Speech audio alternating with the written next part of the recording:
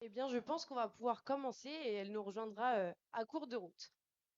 Bonjour à toutes et tous. J'espère que vous allez bien.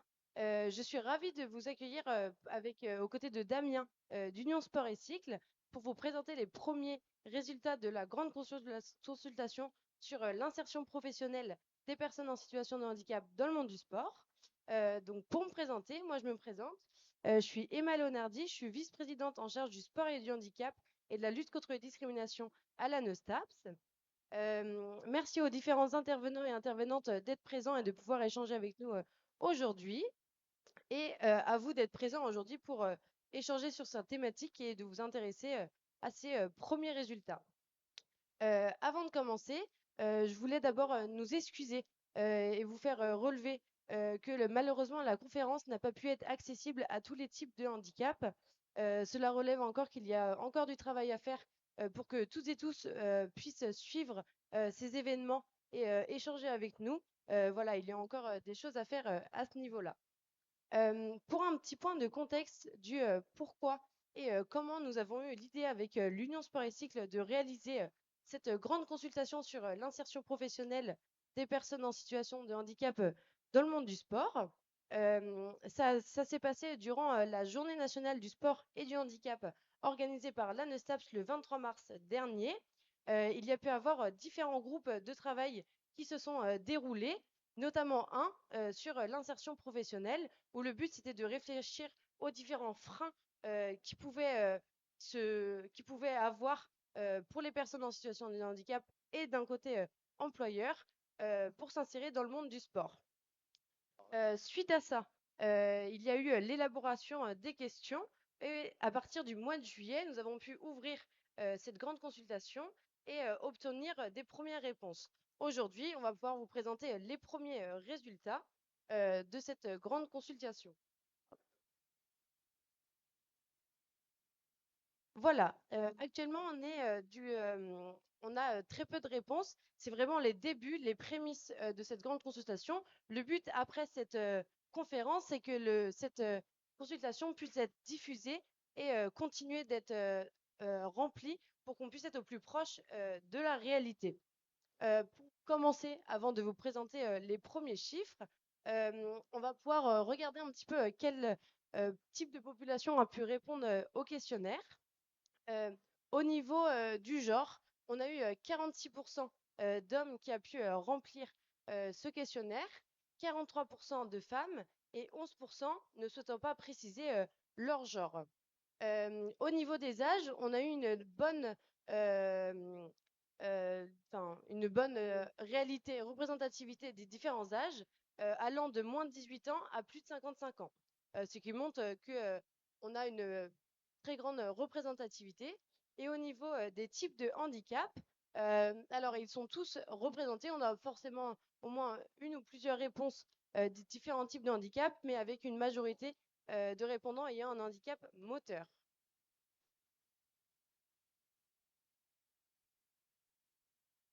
Ah, ça ne marche pas. Ok. Alors, actuellement, pour vous faire un petit point, en France, c'est 12 millions de personnes en situation de handicap qui vivent en France, dont 8,3 qui sont en capacité et aptes à travailler. Le taux de chômage pour les personnes en situation de handicap est de 13%, soit le double de la population générale, ce qui montre qu'il y a encore du travail à faire à ce niveau-là.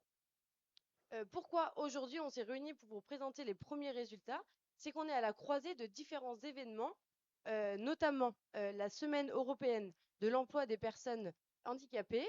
On est également, enfin, ça suit aussi l'héritage des Jeux olympiques et paralympiques 2024, mais également la Semaine de l'emploi dans le monde du sport.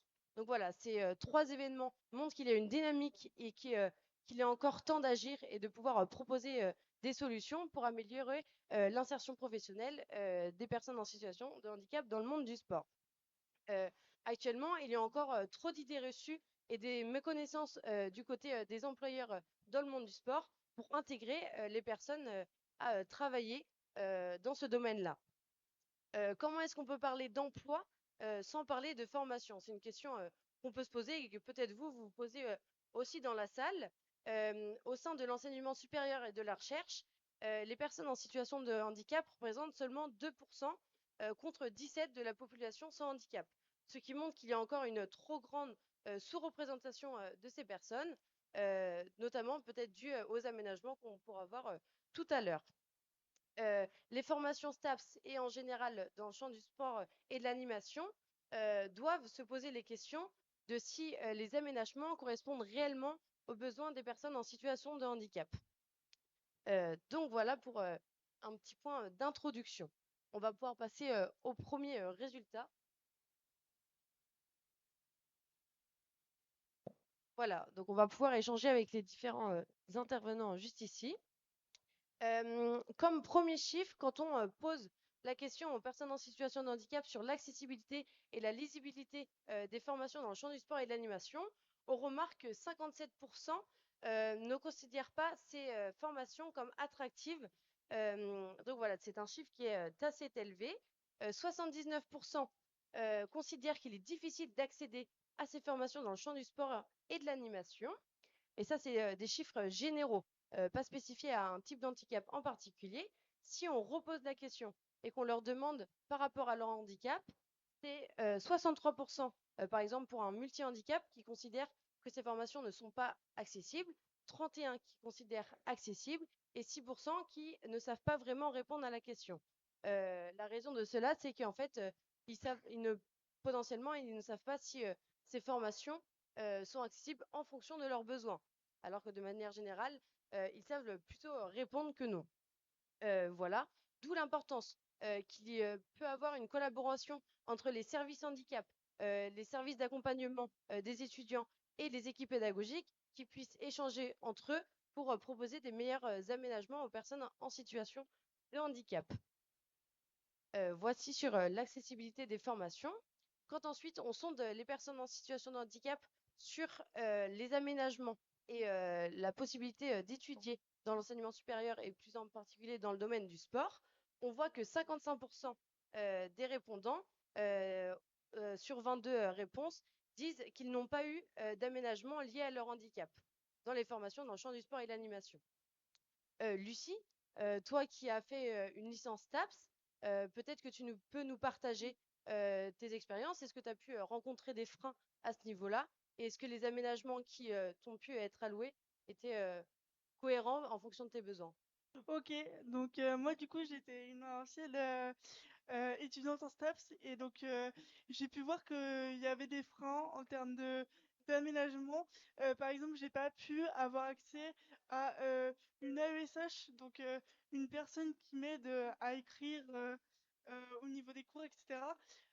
Aussi sur l'accessibilité des amphis qui sont pas accessibles encore. Et donc du coup, on se retrouve à être freiné pour l'apprentissage des cours parce que bah, on peut ne pas aller au cours parce que l'environnement n'est pas accessible. Donc voilà, même les locaux, les toilettes ne sont pas accessibles aussi. Donc c'est compliqué.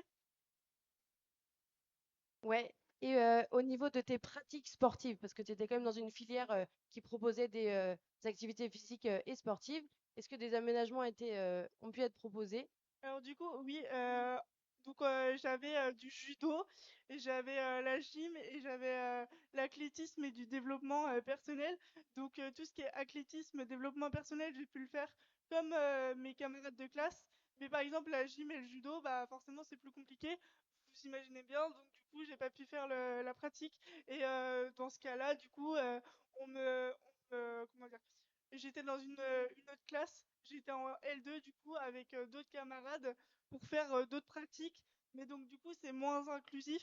Et puis bah je peux pas être avec mes camarades, donc forcément le lien social il est complètement différent et je trouve que c'est pas forcément un moteur pour nous et pour notre inclusion aussi. Voilà. Ouais, très bien. Merci Lucie de nous avoir partagé ton expérience et cela montre encore et que ça appuie les chiffres de cette grande consultation que les aménagements répondent pas réellement aux besoins des personnes concernées. Il y a un réel enjeu à ce que les formations dans le champ du sport et de l'animation peuvent potentiellement travailler aussi avec les SUAPS pour proposer des activités parasportives ou sportives aux personnes ayant les besoins et qu'il y ait un réel accompagnement financier, académique, humain et aussi dans les pratiques sportives.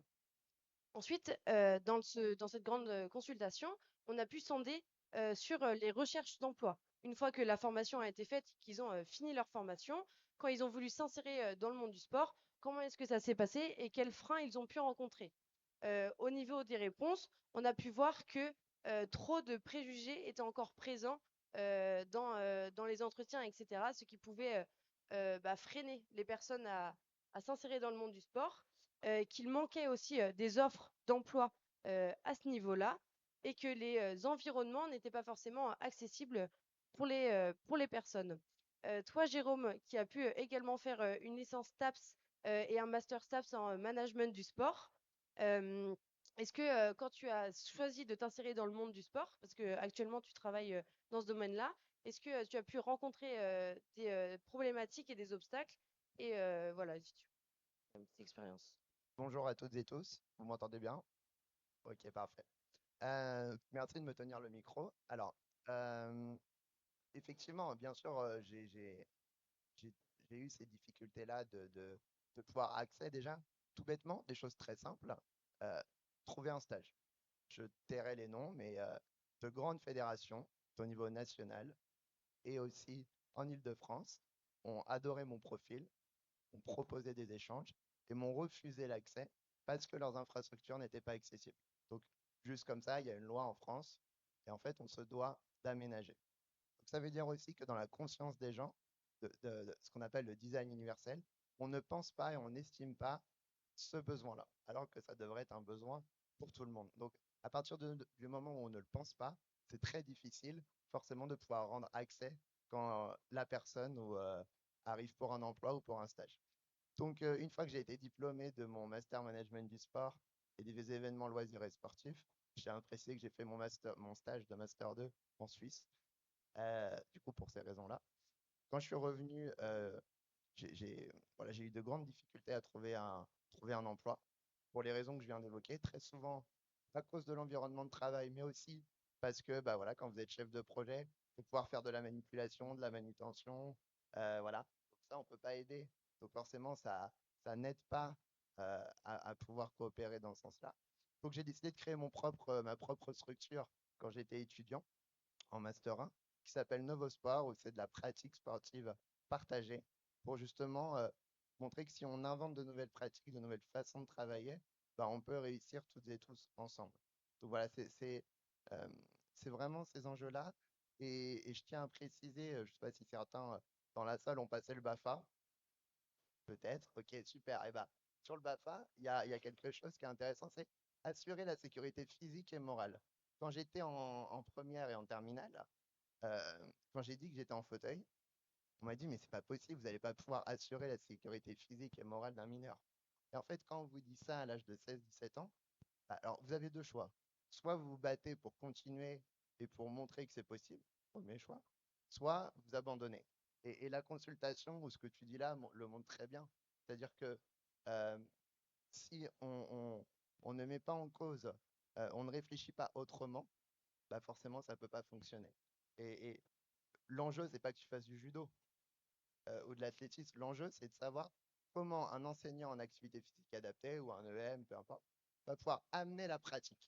C'est ça qui est intéressant. C'est pas de faire. Donc voilà. Très bien. Et ben, merci également, Jérôme, pour tes témoignages, qui sont, très importants et qui montrent encore que malgré le fait que tu aies pu trouver un emploi dans le champ du sport et de l'animation, il y avait encore des freins au niveau de l'accessibilité des bâtiments, mais aussi des transports. C'est qu'on a pu avoir comme réponse dans la grande consultation. Donc ça montre qu'il y a une responsabilité collective qui doit se faire pour que tout le monde puisse travailler dans de bonnes conditions, mais surtout garantir le droit aux personnes en situation de handicap, car comme le dit Jérôme, il y a une loi qui cadre ces choses-là. Voilà pour la partie des personnes en situation de handicap. De l'autre côté, on avait tout un questionnaire à destination des employeurs et des employeuses dans le monde du sport, afin de voir ce qu'ils pouvaient eux rencontrer quand ils souhaitaient intégrer des personnes en situation de handicap dans leurs entreprises. Du coup, un premier chiffre qui a pu ressortir, c'est que 56% des employeurs et des employeuses dans le monde du sport considèrent qu'il y a des freins d'accessibilité dans ces emplois-là, notamment par rapport au manque de candidatures ou au manque de profils diplômés. Donc, en lien avec la formation qu'on a vue tout à l'heure et potentiellement avec les aménagements qui n'étaient pas forcément faits, etc. Peut-être que toi, Damien, qui représente les employeurs dans le monde du sport, tu peux nous partager les freins ou votre motivation à intégrer ces personnes dans ces Ouais, Emma, entreprises. on va revenir un petit peu en arrière sur l'initiative qu'on a menée en commun. Et encore une fois, merci pour tout le travail que vous menez à la Nestaps et toute l'énergie que vous y avez mis. Euh, la réalité que vous avez décrite, euh, finalement, elle doit se conjuguer avec un ensemble de réalités autour de ce sujet. Il n'y a pas un seul sujet, il y a une pluralité de sujets, comme il y a une pluralité d'opportunités dans le sport. Et quand on a souhaité à un moment se poser sur ce sujet de emploi, sport et handicap, on a découvert qu'il n'y avait aucun chiffre. Pour la simple et bonne raison, c'est que quand on parle sport et handicap, souvent on pense à l'activité physique et à mettre en mouvement le plus grand nombre. Et à ce titre-là, les Jeux Olympiques ont été un formidable vecteur, à un moment de rayonnement, de montrer que les choses étaient possibles et inspirer beaucoup de monde. Et tant mieux que via les Paralympiques, on ait eu cette démarche. Mais le fait de développer la pratique doit aussi nous permettre d'apporter un nouveau regard sur toutes les opportunités qu'il y a dans le sport et le fait qu'il y a autant d'activités que de handicaps, si je dois faire un rapide lien. Et finalement, il me semble que dans le sport, tout le monde peut trouver sa place et l'enjeu, il était bien là, de se dire comment on fait pour que tout le monde trouve sa place, pour que le sport, dans sa diversité, puisse permettre d'être toujours plus inclusif. Et au même titre qu'on développe les parasports, on développe aussi l'emploi dans le sport, notamment en lien avec le dernier Grenelle de l'emploi où ce sujet n'était pas du tout pris en considération. Et quand on a croisé les regards, tu as donné les premiers chiffres, côté personnes en situation de handicap comme au niveau employeur, la première réalité, c'est une vraie méconnaissance de part et d'autre. Une vraie méconnaissance, c'est tout de suite des freins. On parle emploi, handicap, tout de suite, c'est un sujet où il y a beaucoup de freins. Et on ne parle pas d'opportunité, on ne parle pas de faisabilité, on parle toujours, dans un premier temps, de freins et on se met des barrières et on se met tout de suite une difficulté sur laquelle on va essayer de trouver des solutions, bien évidemment. Mais nous, l'enjeu, c'est de dire avant cette difficulté, il existe déjà plein d'opportunités et une vraie méconnaissance. Apprenons à mieux nous connaître, apprenons à rendre notre secteur attractif aux personnes en situation de handicap, parce qu'on parle beaucoup de l'encadrement, mais il n'y a pas que l'encadrement, il existe des centaines de métiers dans notre secteur, vous l'avez bien illustré, comme il existe des centaines de handicaps, et à la fin, si on n'est pas capable de porter la diversité de nos métiers et de séduire les personnes en situation de handicap, bah, finalement, on va rester dans un imaginaire que d'un côté comme de l'autre est assez restrictif et toujours bordé de freins.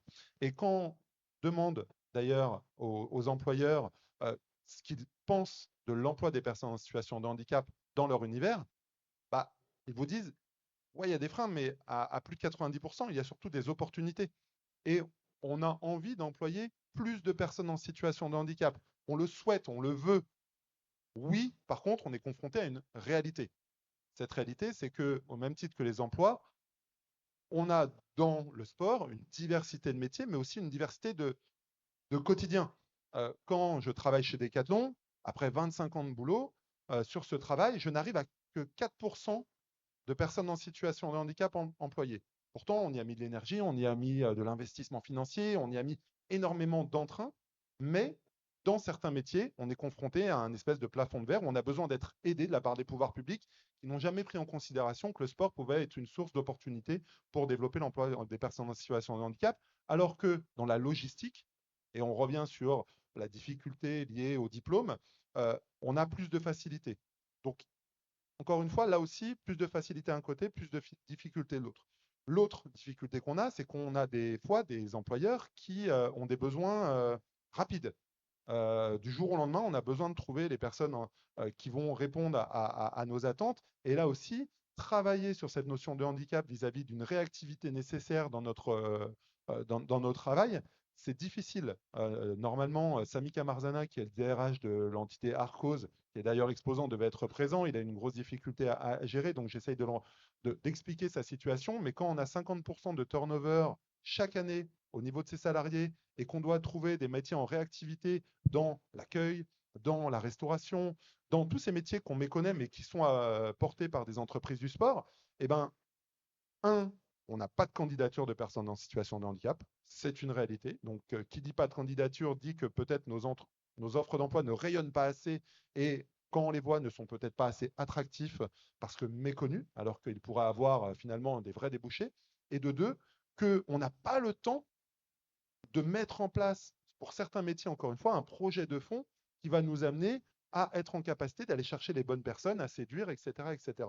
Donc, il faut qu'on soit, nous, meilleurs dans l'attractivité, dans la façon de raconter l'histoire, d'être séduisant, de pouvoir démontrer qu'au même titre que dans la restauration ou dans l'hôtellerie qui est faite d'une diversité de métiers, nous, on a aussi ces opportunités et au contraire, on a une vraie source d'emploi au pluriel, mais on a besoin aussi, au niveau des politiques, et je me tourne vers ma voisine à gauche, qu'on soit aidé. C'est-à-dire que le sujet existe. Aujourd'hui, il n'existe pas dans le sport.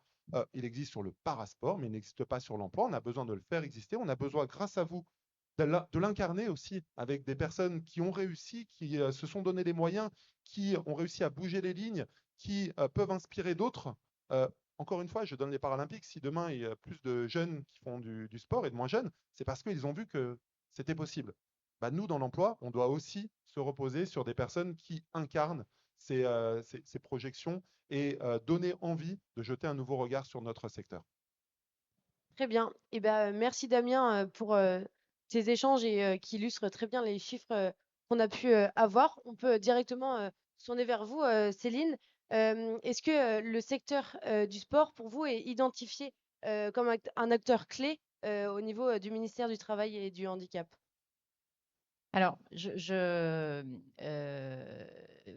pense que l'identification, c'est pas tant le. Je répondrai à la question, mais que la priorité de la problématique, c'est que les métiers du sport, je rebondis sur ce que vient de dire Damien, c'est que les métiers du sport sont probablement pas très identifiés par les personnes en situation de handicap parce que ça peut être contre-intuitif de travailler dans le sport quand on est en situation de handicap pour ce que vous avez dit, comment est-ce qu'on va assurer la sécurité des pratiquants si on n'est pas mobile, par exemple, ou si on est malvoyant. Ça, c'est une vraie difficulté. Et aujourd'hui, d'une manière globale, on sait que les métiers du sport sont très identifiés autour des métiers de l'encadrement. Et l'enjeu du ministère des Sports et des partenaires sociaux, c'est d'identifier les métiers du sport autour de la diversité des métiers dans le sport. Si déjà on ouvre cette focale et cette lisibilité des métiers dans le sport, on pourrait avoir davantage de personnes en situation de handicap qui se projettent dans des métiers dans le sport sans s'interdire, bien évidemment, de pouvoir être éducateur sportif quand on est en situation de handicap. Mais ça, c'est vraiment quelque chose, à mon avis, qui nécessite effectivement d'être incarné et qui nécessite une communication particulière. Et aujourd'hui, moi, je salue votre initiative et je suis tout à fait d'accord avec le point qui est de dire que ce sujet-là, il passe sous les radars, déjà parce qu'il n'existe pas dans la statistique publique. Et donc, vous faites cette étude parce qu'aujourd'hui, on ne peut pas avoir d'informations sans faire une étude qualitative, en demandant aux personnes elles-mêmes cette situation-là. Ensuite, la difficulté, alors on a quand même des éléments qui sont intéressants dans ce que vous dites, c'est-à-dire qu'il y a quand même une envie de vouloir accueillir. En revanche, il y a une difficulté de pouvoir réellement accueillir des personnes en situation de handicap. Donc, on a parlé de se projeter quand on est soi-même en situation de handicap. Ça nécessite un travail particulier. Pour l'employeur, ça nécessite d'être aidé dans la filière du sport. On est quand même majoritairement, mis à part des très gros employeurs comme tu as cité Damien, Decathlon, mais on est majoritairement sur des petits employeurs. Et on est beaucoup aussi sur des employeurs associatifs. Ça veut dire que l'employeur, c'est un bénévole. Dans ces cas-là, pas tout le temps, bien sûr, hein, il y a les clubs de sport pour la pratique et puis les entreprises du sport qui ne sont bien par définition pas des associations. Mais quand on a en plus un secteur qui est peu professionnalisé, c'est encore plus compliqué de se projeter dans comment je vais accueillir une personne en situation de handicap. Et très probablement, si on leur pose la question, ce qui m'intéressera, c'est de voir comment un bénévole répond et comment un chef d'entreprise répond. Parce que probablement on aura des choses assez différentes et je pense qu'il faut qu'on ait des réponses différentes. En fait, on ne peut pas, sur une situation comme celle-ci, avoir une réponse globale parce qu'on a des handicaps qui sont tous très différents. Et en fait, il faut et des entreprises qui sont très différentes et des entreprises qui sont propriétaires de leurs locaux, mais aussi des associations qui utilisent, et on est ici au Salon des maires, des locaux des collectivités territoriales. Est-ce que ces locaux sont passés aux normes? Bien évidemment, pas tout le temps, pour des raisons budgétaires, pour des raisons de capacité des collectivités aussi parfois à passer leurs locaux aux normes. Et donc, tout ça représente un frein. L'employeur va de fait pas se poser cette question de comment je fais pour accueillir une personne. Donc, je pense qu'il faut qu'on donne des exemples. Et effectivement, pour répondre, Emma, précisément revenir sur la question de départ, on travaille, le ministère des Sports, avec le ministère du Travail, le ministère en charge des personnes en situation de handicap, pour s'inspirer de bonnes pratiques dans d'autres filières. Moi, je pense qu'il ne faut pas réinventer les choses. Il faut d'un côté avoir un dispositif qui est très agile et qui va s'adapter, qui va permettre à chacun de s'adapter au cas de figure de la personne accueillie et de la personne qui l'accueille et de l'entreprise qui l'accueille et en même temps de regarder ce qui se passe dans des filières où on va retrouver des caractéristiques similaires d'entreprise et des métiers où on est en activité. Voilà, les métiers du sport, c'est quand même en grande partie des métiers où soi-même on est mobile. Tous les métiers d'encadrement doivent s'occuper d'autres personnes. Mais je vais donner un exemple. On peut très bien imaginer, et on n'imagine pas, ça existe, une personne malvoyante qui est éducateur, éducatrice sportive, mais qui est accompagnée de quelqu'un qui va se charger de la sécurité. Mais l'éducateur sportif, il est en charge de la pédagogie. Il a cette expérience, il a cette expertise, il a cette maîtrise et il a cette responsabilité de la programmation et de l'encadrement pédagogique. Par contre, évidemment, il ne peut pas surveiller les pratiquants et il ne peut pas leur venir en aide si jamais c'est nécessaire. Donc, c'est des autres modalités de travail à inventer et ça, il faut aider les employeurs à le construire avec vous qui êtes-vous au contact de cette être concerné au premier chef par ça. Et puis ensuite, vous dire qu'au niveau du ministère des Sports, on a commencé, enfin, plus que commencé, mais il y a un travail à deux niveaux. Au niveau du ministère des Sports, on a plutôt travaillé sur la formation pour l'instant. Comment est-ce qu'on rend les formations d'éducateurs sportifs accessibles aux personnes en situation de handicap pour aider les organismes de formation à justement à accueillir des personnes et à mettre en place le cadre réglementaire, d'une part, parce qu'il existe, et ensuite à adapter le cadre pédagogique de formation et de certification à nos formations, donc qui sont les formations BPGEPS, DEGEPS et DESGEPS, si vous les connaissez.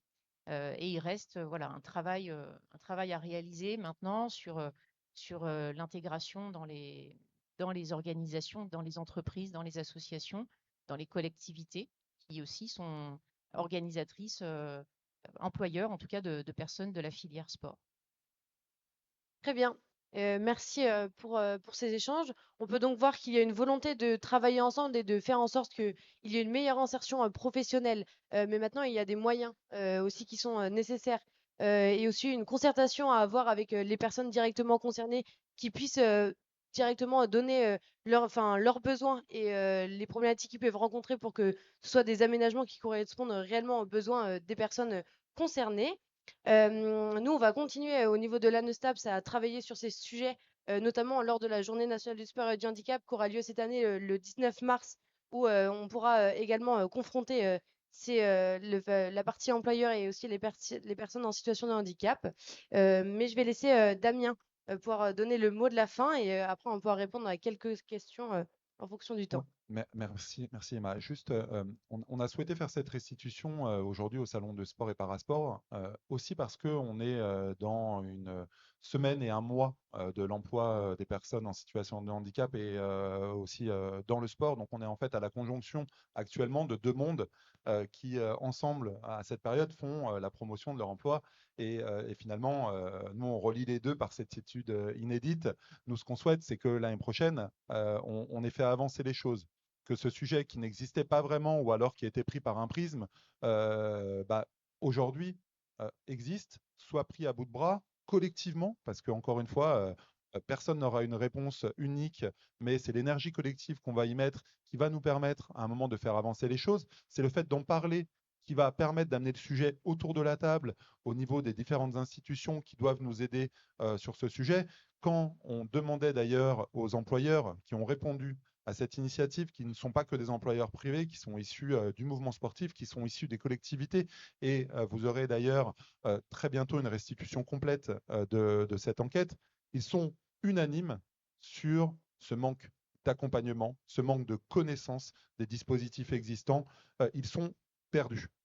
Ils aimeraient, on a parlé tout à l'heure des difficultés, de cette bonne volonté, mais il y a aussi des choses qui existent sur lesquelles on a besoin d'être mieux informé, mieux accompagné. Et quand on arrive à être bien informé, qu'on a mis en place un référent handicap, c'est-à-dire qu'on a commencé à mûrir notre projet, finalement, ça va mieux. On y arrive. C'est pas idéal, on progresse, mais les lignes bougent. Et nous, ce qu'on souhaite, c'est que les lignes bougent. Et c'est pour ça que on espère que via cette enquête, via cette restitution, à la prochaine conférence du Parasport, on parlera emploi. Au prochain Grenelle de l'emploi, on parlera des personnes en situation de handicap. Quand il y aura une initiative autour du handicap et des métiers autour des opportunités, on parlera sport. Voilà, nous, ce qu'on souhaite, c'est que via cette initiative, on arrive encore une fois à amener du handicap, du sport, de l'emploi, sur toutes ces opportunités sur lesquelles on est légitime, on a besoin d'exister, on a besoin d'incarner et on a besoin de faire avancer finalement ce sujet qui est le nôtre. Très bien. Eh bien, on va devoir quitter et fermer cette table ronde. On reste bien évidemment disponible à la suite de ce temps pour échanger avec vous si vous avez des questions. Vous avez juste ici les différents QR codes pour justement répondre et faire partager cette enquête. Vous avez également toutes les infos sur le site de l'ANESTAP si vous voulez. Enfin, on compte sur vous vraiment pour faire diffuser cette enquête pour qu'à la prochaine restitution, comme le disait Damien, on puisse être au plus proche de la réalité et trouver ensemble des leviers d'action. Voilà, merci pour vos interventions et bonne journée à vous.